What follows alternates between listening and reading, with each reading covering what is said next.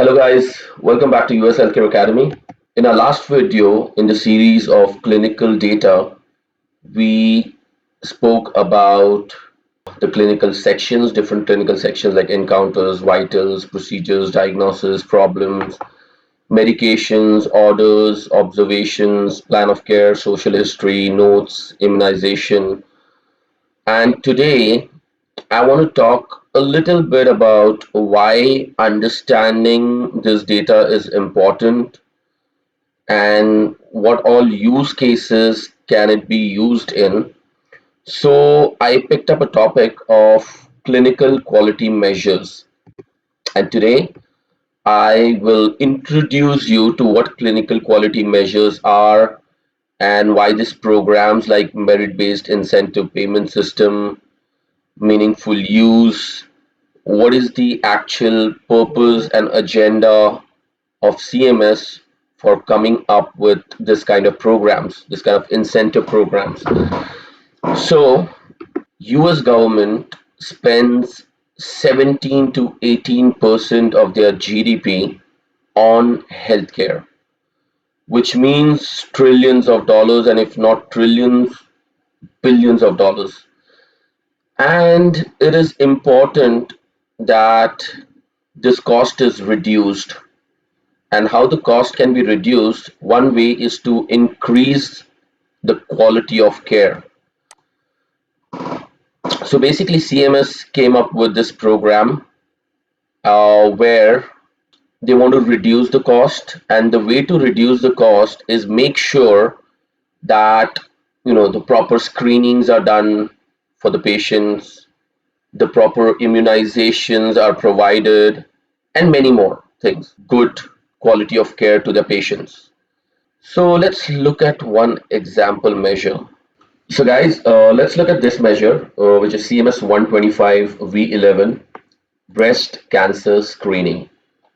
Now the measure description says that the percentage of women aged 50 to 74 years of age who had a mammogram to screen for breast cancer in the 27 months prior to the end of the measurement period. Now, I'm not going to go into details of what a measurement period is, but for now, I'm just going to explain you in very simple language what all means. So the numerator statement. So if you know maths, you know what a numerator is. Like the numerator upon denominator into 100 is equal to percentage. So it is that numerator. So women with one or more mammogram anytime on or between October 1 to 2 years prior to the measurement period and the end of the measurement period. So this is the numerator statement. I'll explain you in simple language what that means. Let's first go through the denominator statement. What denominator means is equals initial population, women 52 to 74 years of age by the end of measurement period with a visit during the measurement period. So basically, suppose your measurement period is from, if you are reporting for 2024, then your measurement period will be Jan 1st, 2023 to December 31st, 2023. Now that's a measurement period. So between which I am measuring for this particular measure. So let's take a simple example. Suppose in the entire year you have seen 200 patients, out of which 150 are women, out of which 100 patients are women which are between age of 50 to 74. So that 100 is nothing but your denominator. Okay. Now what is the numerator? Now 100 female patients have visited you. Now what you need to do is you need to check, was there a mammogram done within certain time period.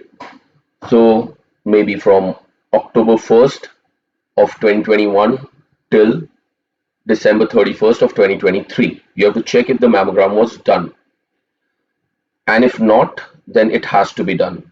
So, in any of these two situations, suppose there are 75 patients which you checked and mammogram was done within that time period.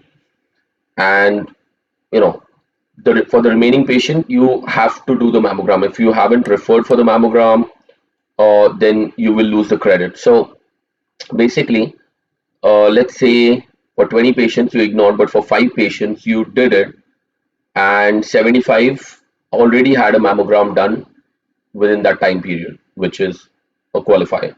So those 75 will qualify, plus the 5 that you have done the mammogram or you have referred for the mammogram, those will also be considered, and then your score will be 80 upon 100, which is 80%.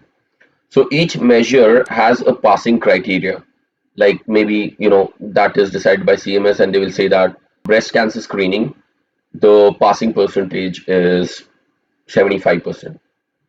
So you're at 80, so you have passed this measure and you'll get a score. So that's how the clinical data is important, because to know how many visits were there, you will need the encounter data.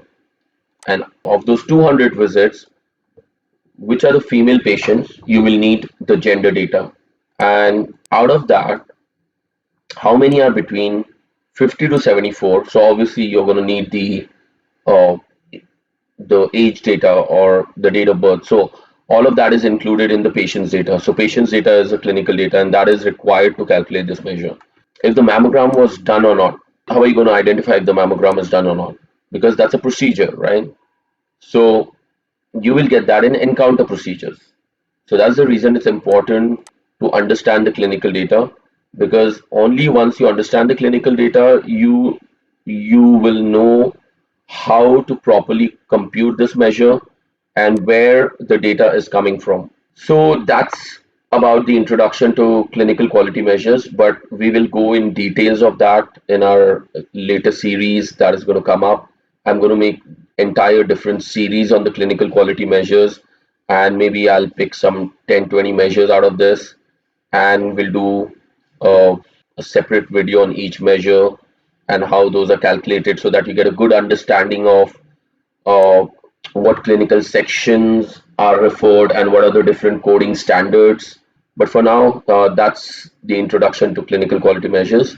In our next video, we'll dive deep into what are different clinical sections like vitals, encounter diagnosis, encounter procedures, encounter medications, encounter orders, lab observations, social history, immunization, plan of care, patient problems, and the free text notes. So guys, I'll see you in the next video. Till then, take care. Have a good day. Bye bye.